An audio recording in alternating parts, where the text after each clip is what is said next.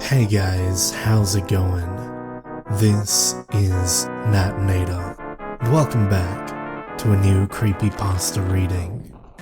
I've got a lengthy story for you today. I enjoyed this one. It's not as creepy as a usual story on this channel, but it's just a good read. Also, it has a nice little message for the audience as well. And you guys probably know by now that I do enjoy a good story with a nice message. Now, as always, turn out the lights, get comfortable, and let the story begin.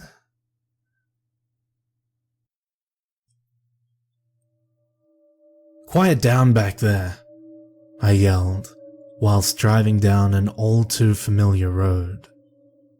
My best friend and his girlfriend wouldn't stop laughing loudly at nothing, much like young couples do.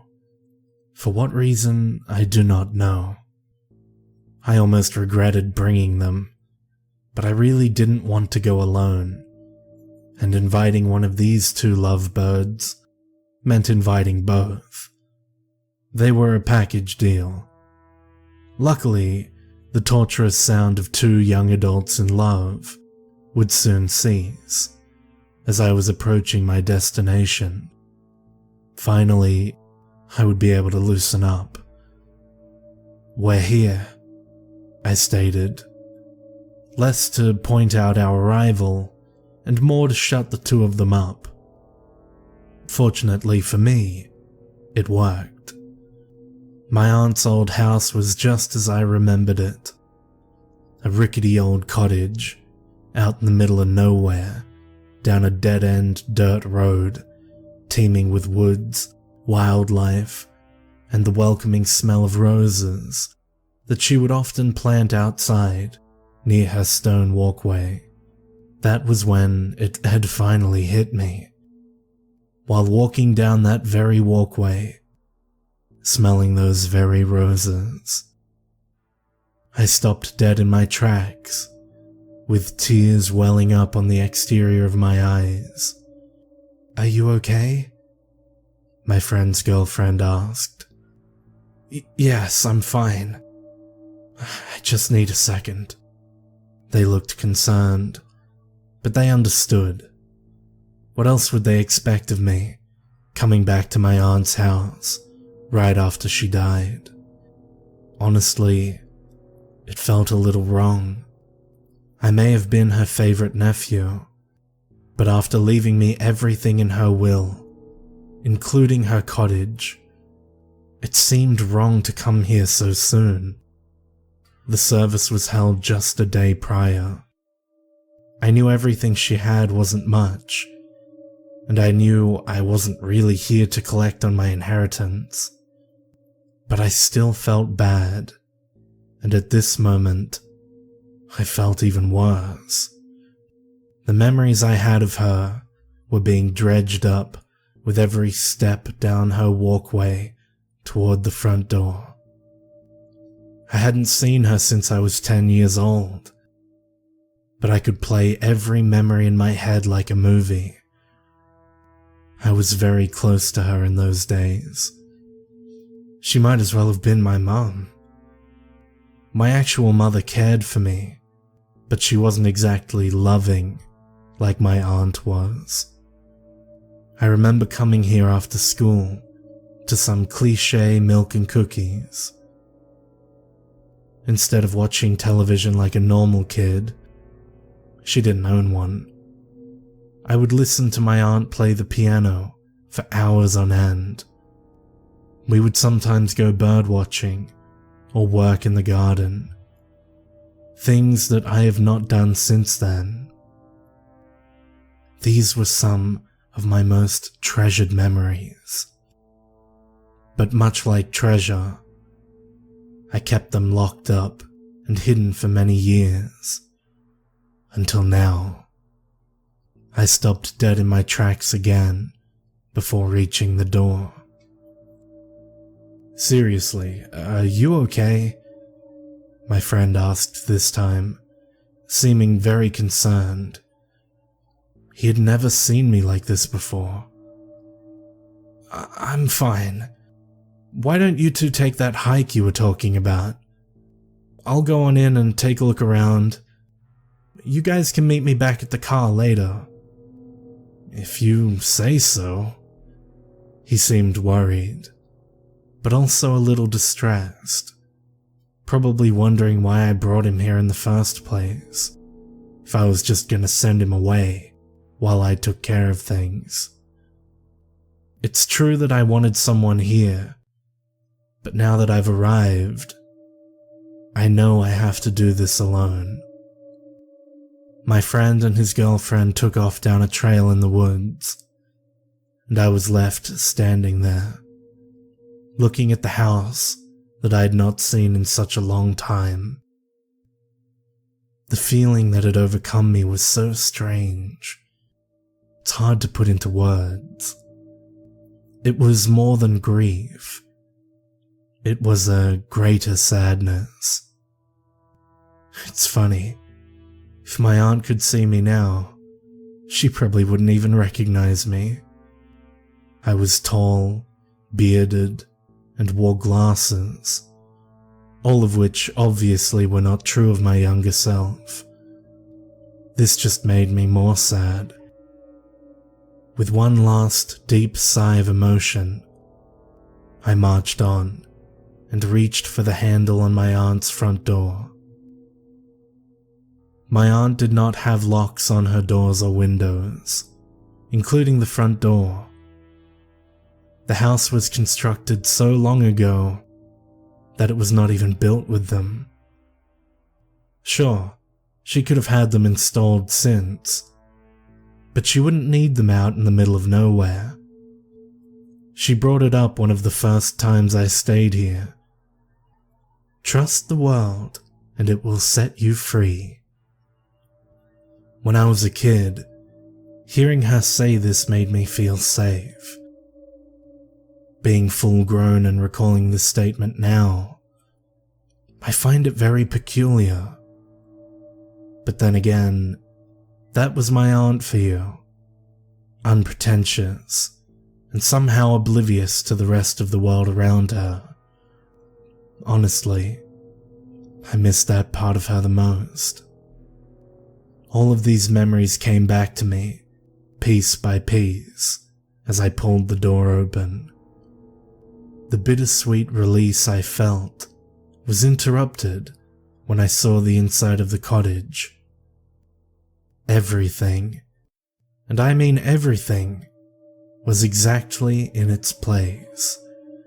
It was almost as if I was a kid again, coming over after school to enjoy my aunt's company. My memories were playing out right in front of me, like a nostalgic burst of energy.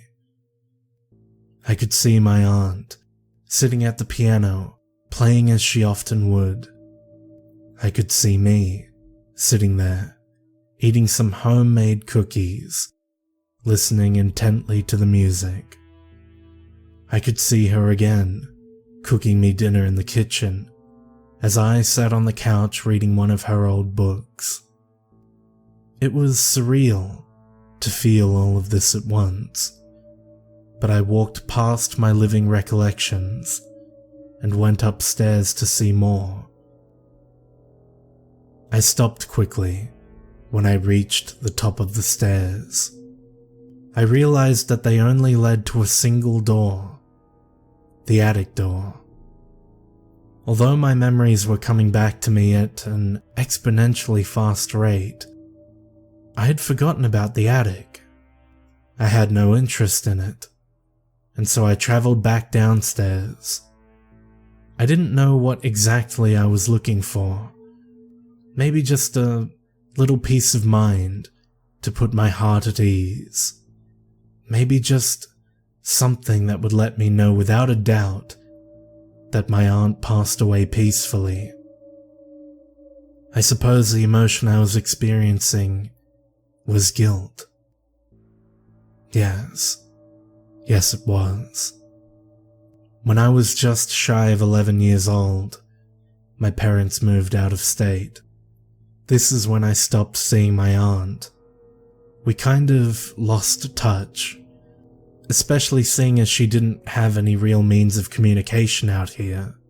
No phone, no computer. She didn't even have a mailbox, and the nearest post office was over 20 miles away. Being older now, I could have easily paid her a visit, and I'm sure she would have loved to have seen me. I've always thought about it, but I guess I thought she would always be here too. Unfortunately, she had a heart attack young, and with no hospital or neighbors for miles, death came knocking on her unlocked door in a hasty fashion. At the very least, this visit has put the fleeting quality of life into perspective for me. At this point, this was probably the only thing that I would take away from this place.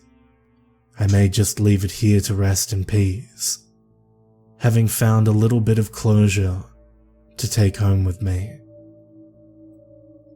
As I made my way down the stairs and back into the living room, I noticed something. I was in such a hurry to escape my corporeal memories that I didn't notice this before.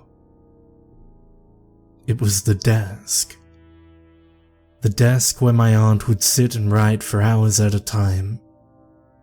She said that it helped her experience the world outside of her cottage by writing about how she imagined and wanted it to be. The more and more I remembered my aunt, the more I could see how isolated and somewhat unstable she really was. She was odd, but I loved her just the same, even now. What I had not noticed upon entering the house was that the desk drawer was open. I looked inside and found a single sheet of paper with my aunt's handwriting on it. This is what it said. To my dearest nephew. If you are reading this, then the cold tides of death have swept me away once and for all. I know that we've not seen each other since you were a child, but I hope you still think fondly back on our time together. I was happy to look after you, and I know that you are happy to spend time with me. I don't want you to be sad or feel off-put about my death in any way. This is how it was, and in turn, how it was meant to be. I will always hold you dear in my heart, even after passing, and I'm sure you'll do the same for me. I want you to live freely despite this, and enjoy each and every moment of your life, just as I did mine. I will see you again someday, and I look forward to it. Trust the world, and it will set you free. P.S. Don't go in the basement. I shed a single tear reading this passage, knowing that my aunt wanted me to find peace in this old house. The very closure I was looking for was in this very desk the whole time. The elation I felt almost distracted me from the postscript at the bottom of the page. Don't go in the basement. This last sentence had just now sunk in, and I noticed how out of place it was. Don't go in the basement? Why not? Was my aunt hiding something? If so, what was it? Without further ado, I headed over toward the basement door with the letter, knowing that the answers I wanted were down there. I took one last look at the letter before opening the door. Don't go in the basement. It was so perplexing to me that I just had to know why. It was most likely the ramblings of an unstable woman on the verge of death. But what could be the real meaning behind it?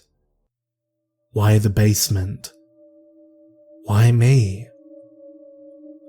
I could recall the basement from when I was younger, but I didn't remember much. I'd only been down there once.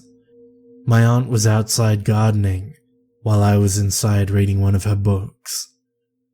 I grew tired of reading and set the book down on her desk. Soon after, I began wandering around the house out of boredom.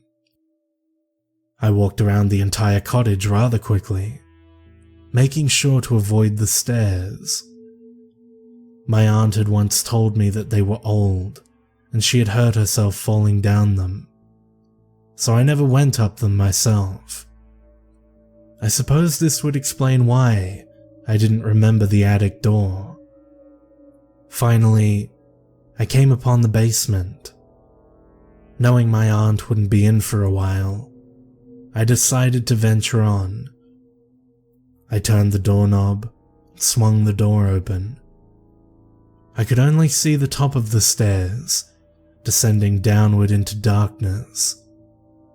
I only hoped that these stairs weren't as rickety as the ones above. I pressed onward. When I reached the bottom of the stairs, I couldn't see a thing. I started scrambling around, looking for a light. After a few moments, I found an old string light in the middle of the room. I pulled the switch, and the room lit up, however dimly. What I saw disappointed me. It was a typical basement, only smaller, concrete walls, concrete floor, and some old wood sitting off in the corner. Probably some old floorboards left over from the house's construction. As a kid, I'd hoped for something a lot more interesting, given the mystery surrounding it. I'd never been down there, and my aunt never talked about it. The next thing I remember was my aunt's voice as she came down the stairs saying, "You can't be down here." She sounded less angry and more worried. Probably that I would get hurt down there. I know that I had been down there longer than that, given the usual time that my aunt spent gardening, but this was all that I could remember. Maybe going down one more time would refresh my memory. Maybe this could shed light onto my aunt's strange message to me as well. Just as when I was a kid, I turned the knob, swung the basement door open, revealing only the top of the stairs and the basement below, completely void of light. Instead of feeling adventurous like I had back then, I now felt nervous, repeating the words my aunt had left for me over and over again in my head, and then asking myself once more, why? I crept down the stairs slowly, so as not to shake the foundation. That's what I told myself. But I guess my sluggish pace was largely due to the fact that I was frightened at what I might find when I reached the bottom. Feeling impatient and uncomfortably anxious, I moved a little bit faster. I felt the concrete below my feet, and I rapidly darted toward the center of the room, reaching for the light, praying that it still worked. I felt around for the string, found it, and pulled the switch. To my delight, it still harbored electricity. The room became dimly lit. In a panicky state, I spun around, looking every which way as I did, What I saw surprised me. There was nothing there. It was just as I left it when I was a kid. There were even the old floorboards left in the corner, untouched for many years. I felt relieved, but far more confused than before. Why didn't my aunt want me to come down here? Instead of dwelling on the conundrum at hand, I chalked it up to asbestos or mold in the cellar walls. This could explain why she didn't want me playing in here as a kid, and why she didn't want me here now. She just wanted to keep me safe. This theory made me feel better, but deep down, I knew that couldn't have been the reason for my aunt's plea. Just as I made my way to the stairs, I stopped dead in my tracks for a third time while here at the cottage. Everything was coming back to me. I could remember being here in the basement when I was younger, the same as it was now. The same, that is, except back then, there was a door that led to the attic. What a strange memory to have kept bottled up for so long. How could I have forgotten? I remember clearly finding a door down here, and upon opening it, I entered the attic. I knew it was the attic at the time, because I could peer out over the window and see my aunt gardening 2 stories below. I remember waving to her, but she was too busy to notice me. I remember finding it odd at the time that I went from the basement to the attic without so much as climbing a single step, but I brushed it off. After all, I was only 10, and I had no interest in getting caught up in the semantics of how a house is built. I never thought about this incident again, until now, that is. Now, being older, I am deeply perplexed and troubled by this memory. How can the basement lead me to the attic? How? It isn't even remotely possible. I still don't remember that day very well. The details are a bit fuzzy. I can only remember looking out the window at my aunt. Must have been a dream. That's the only explanation. I must have dreamt about finding the door in the basement after going down there that day. Yes, that's it. It has to be. How else could any of this make sense? Comfortable with my new hypothesis, I decided to go back upstairs. Before doing so, I turned around to take one last look at the basement. I really shouldn't have.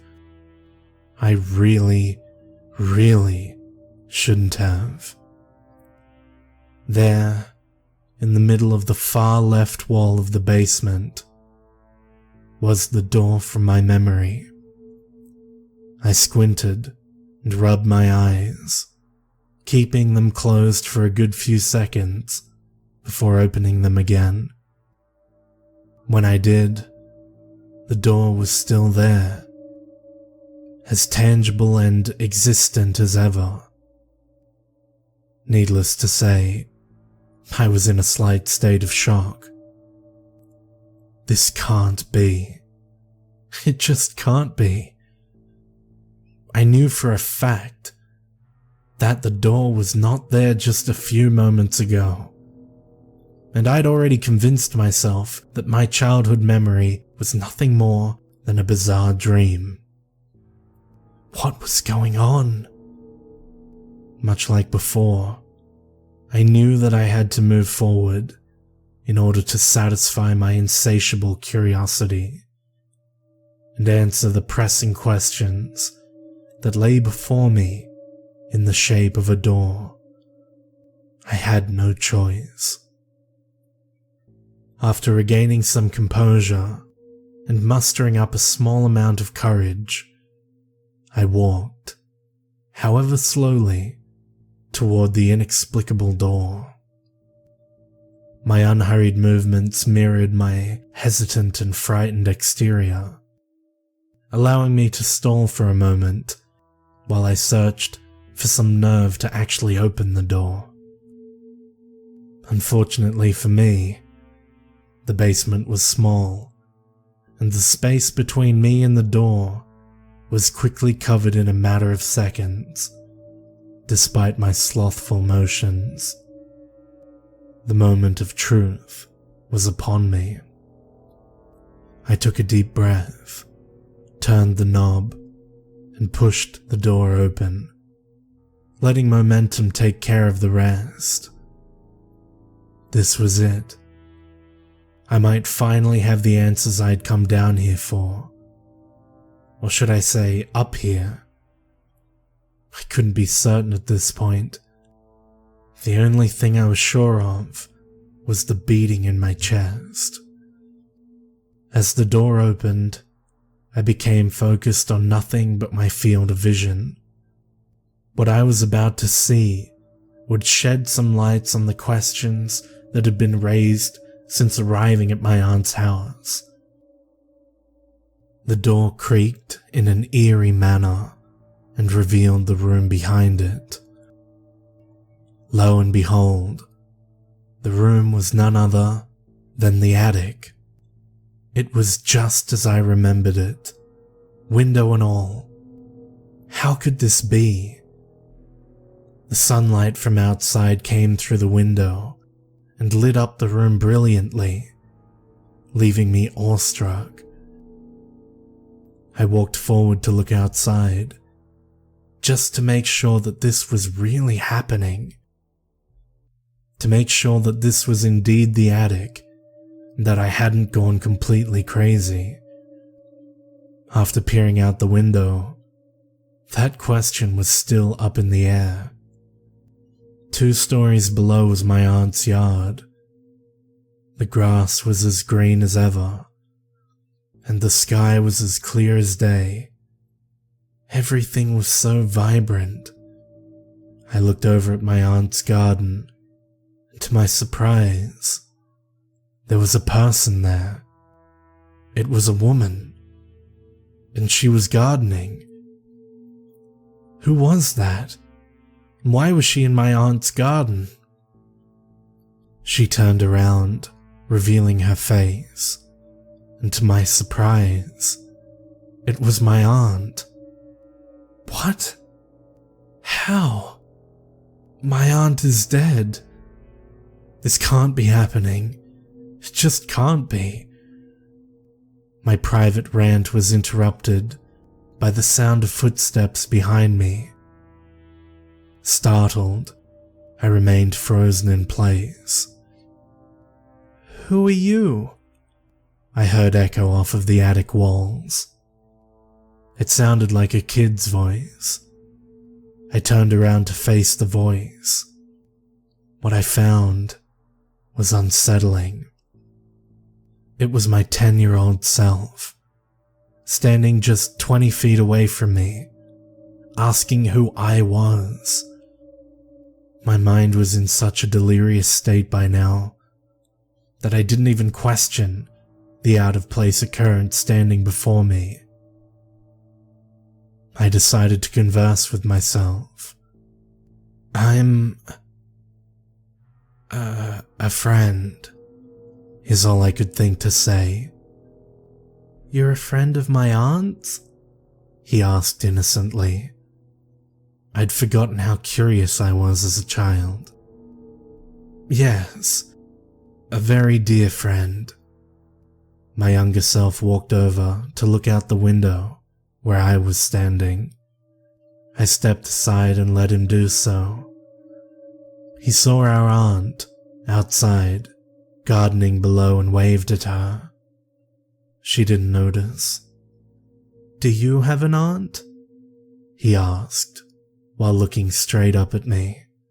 Yes, But she passed away, I said. I'm sorry to hear that. I also had forgotten how polite I was as a child. I guess my aunt taught me that. Listen to me. I know it's hard for you to understand right now, but someday your aunt will pass away too. I want you to spend as much time as possible with her and visit whenever you can.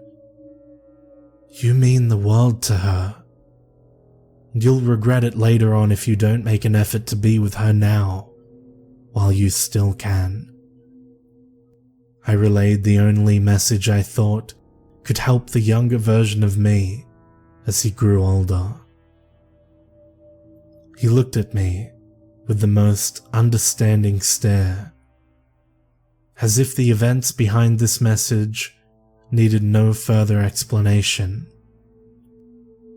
Okay, is all he said.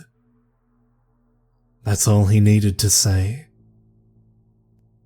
After walking around and looking at some of the old stuff in the attic, including some old books that caught his eye, my younger self left the attic to venture back to the basement and shut the door behind him.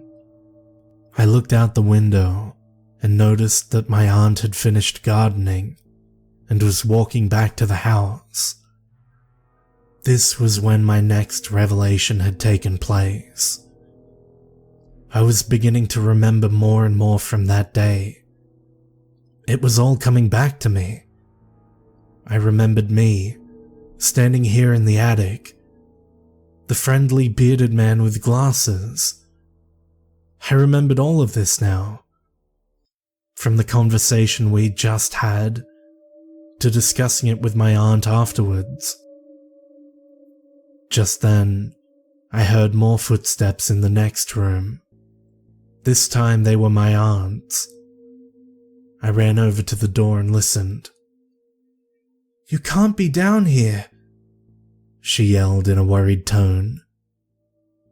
I wanted to open the door and confront her, just to see her one last time, and to tell her that I'm sorry for never visiting.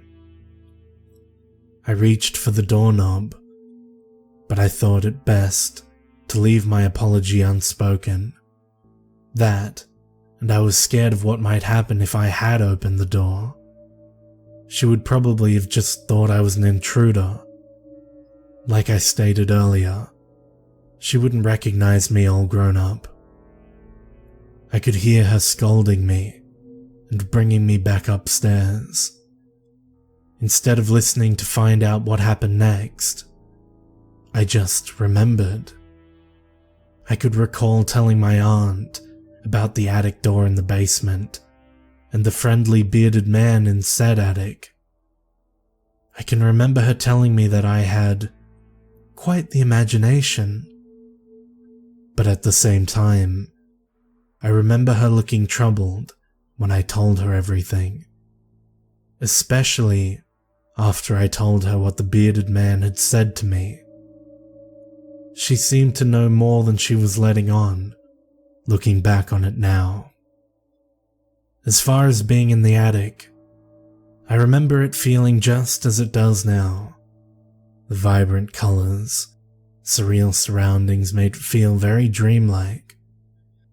Maybe this explains why, much like a dream, I had forgotten all about it. This attic seemed so disconnected from the rest of the world. Incredible at first, it was now beginning to make me feel uneasy. I suppose it was now time for me to leave. I headed back to the door and jiggled the knob. It wouldn't budge. I turned it a little bit harder, but to no avail. I began to feel a wave of terror consume me. This didn't make any sense. The doors in my aunt's house had no locks. Then again, nothing made sense up until this point either. I backed up a little and ran into the door, It remained unmovable. I did this a few more times. Nothing happened. Feeling weary, I sat down and took a breather. Maybe if I just relax and rest my eyes, I can... Before I knew it, I had fallen asleep. The otherworldly properties of the room may have attested to this. A good couple of hours must have passed before I awoke. I opened my eyes gradually, rubbing them as I did. In a half-asleep daze, I took a look at my surroundings. I was still in the attic. I jolted up, now fully awake, and tried the door again. It wouldn't give in, even still. What was I going to do? My thoughts were interrupted by audible footsteps and voices in the house. It was my friend and his girlfriend. I almost forgot that I had brought them here with me. I was saved. In a relieved stupor, I began calling out to them. It became quickly apparent that they couldn't hear me from wherever I was. I could hear them, walking around, calling out my name. I increased my volume, started banging on the door. "I'm in here, guys!" I yelled, still not knowing whether I was below or above them. They still couldn't hear me. I began to panic. I started screaming at the top of my lungs, banging as hard as I could on the attic door. I still received no response. With a dead voice and pained hands, I simply gave up. I put my back against the wall and slid down to a sitting position, with a few tears streaming down my face. I just sat there and listened, as my friend and his girlfriend conversed from within the house.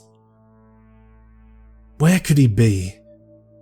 He said he'd meet us at the car and he wasn't there. If he's not here in the house, then where else could he be? My friend asked his girlfriend. Did you try the basement? She asked. Yeah, there's nothing but some old floorboards down there. What about the attic? I tried there too. It's just filled with a bunch of old dusty antiques. We'll have to call the police and have them look for him too. He must have gotten lost in the woods looking for us. I appreciated my friend's girlfriend's efforts, but I knew they would heed no results. As they made their way out of the cottage, my heart sunk. If he had already been in the basement and the attic, then where was I? My mind was racing. I came here looking for answers and I found none. Instead, I'm trapped in an attic for what I can only guess will last an eternity. I quietly sobbed in the corner when I remembered something. As a kid, I looked at some old books up here. I could only remember the title of one of them. It was called A Rough Guide to Witchcraft. I remembered finding the book to be an odd part of my aunt's collection, just as I do now. I jolted up once more, began looking through some of my aunt's old books. I started throwing them all over the place, until I came across the one I was looking for. Yes, here it was. I still didn't know why I thought it would help, but I was so desperate that anything seemed like a light at the end of the tunnel now. I opened it up and read the preface. The spells in this book are to be followed precisely. If even one step is not followed properly, you could potentially open a can of worms so horrific and convoluted that it may never shut again, and you will bear the consequences of your failure. Use these spells at your own risk. The odd nature of the preface littered my nerves with a sense of worry. I was not liking where this was going. Before turning the page, I noticed that the old lace bookmark, usually hanging from the book, was inside. I opened up to the page and read aloud. Chapter 8, Horticulture. I glanced over at the next page and noticed a spell meant to bring your garden to life. The spell itself was in Latin. It was to be enunciated while performing a ritual that included surrounding the area in a special sand that I'd never heard of, and the usual lighting of multiple candles. My Latin was a little rusty, but from what I could read, it said something along the lines of, "Bring above that which is below," which I assumed referred to the growing of the plants. I could only gather that my aunt performed the ritual here in the attic, because there were some dormant candles in with her stuff. The inclusion of this book in my aunt's collection now made sense to me. She wanted to spice up her dull garden, and instead of taking care of the plants normally, she resorted to witchcraft. Was my aunt a witch? Or did she just dabble in it for a while? After reading the entire book before and after Chapter 8, I believe she purchased this book just for that one spell. I couldn't find any reasons in the book for what was happening to me, but I could only gather that my aunt didn't know what she was doing and did not follow the instructions to a T like she should have. This failure resulted in this. What is this exactly? I can only assume that this is the consequences mentioned in the preface. My aunt did indeed open a can of worms, and in doing so, I can no longer open the door back to my normal life. I'm stuck here, in this illusory attic, an attic that seems to be a realm of its own. The only comfort I find is knowing that I gave my younger self some great words of wisdom that I already know he heeded, whether he knew it or not. I may not have visited her when I grew older, but I did make the most of my time with her when I had the chance. For this, I am glad, even if she was the reason I was trapped here. I am growing now to accept my fate. She did warn me after all. I should have listened. This is my fault, and mine alone. With the endless paper and writing materials here in this old attic, I'm left with nothing but to write down in words what has happened to me, in the hopes that someone may come across it, somehow. The words of a living ghost. If you are reading this, please listen to what I have to say. Your time here is not boundless, and at any moment, the horrid hand of the unknown could come knocking at your door, there to bereave your loved ones, and steal you away from your blissful, ordinary existence. The cause of this sudden upheaval will most likely be death, or in my case, something far worse. Last, but not least, if you're ever in this neck of the woods, and you feel a need to stop in and say hi, go right ahead. I can't promise you that you'll get a response. I just want you to remember two things. Your life is fleeting, so spend your time wiser than I did mine. And whatever you do, don't go in the basement.